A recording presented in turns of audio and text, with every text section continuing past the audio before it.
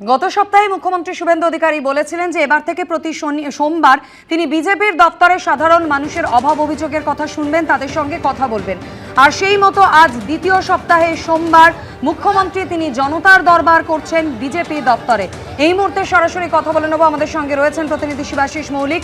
শিবাশিস, আজ সকাল থেকে আমরা দেখেছিলাম সল্টলেকে বিজেপির এই দপ্তরের সামনে প্রচুর চাকরি প্রার্থী তারা ভিড় জমিয়েছেন।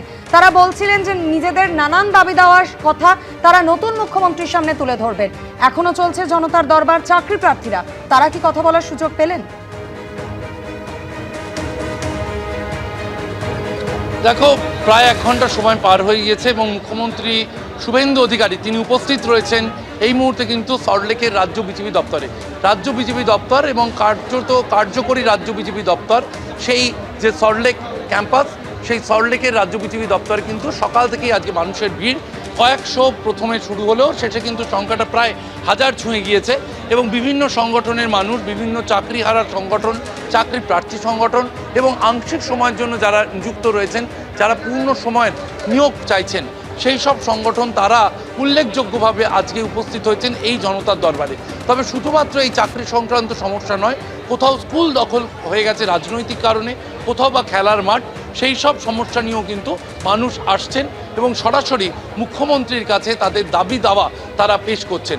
যে পদ্ধতিতে এই প্রক্রিয়া চলছে, সল্টলেকের রাজ্য বিজেপি দপ্তরের সামনে অনেকে রাত থেকে তারা জড়ো হয়েছেন, তারা লাইন দিয়ে রয়েছেন। এরপর তারা ভিতরে সংগঠন নিয়ে যারা এসেছেন তাদের কয়েকজনকে প্রতিনিধি হিসেবে ঢুকতে দেওয়া হচ্ছে। এখানেই ল্যাপটপে তারা নাম নথিভুক্ত করছেন, ডিজিটাল মাধ্যমে একেবারে নথি সংগ্রহ করা হচ্ছে এবং তাদের যে পরিচয়পত্র অর্থাৎ Aadhaar card, PAN card, voter card, সেইগুলি এখানে স্ক্যান করে নথি সংগ্রহ করা হচ্ছে, তাদের অভিযোগ জমা নেওয়া হচ্ছে।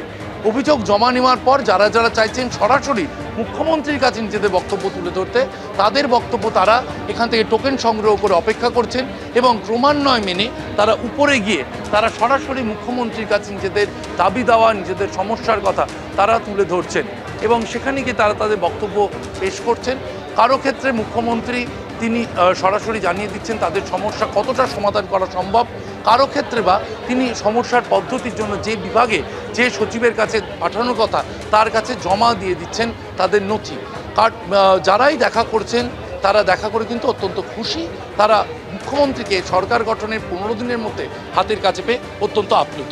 একদমই শিবাশিস, তুমি আমাদের সঙ্গে থাকো, আবারও তোমার সঙ্গে কথা বলবো।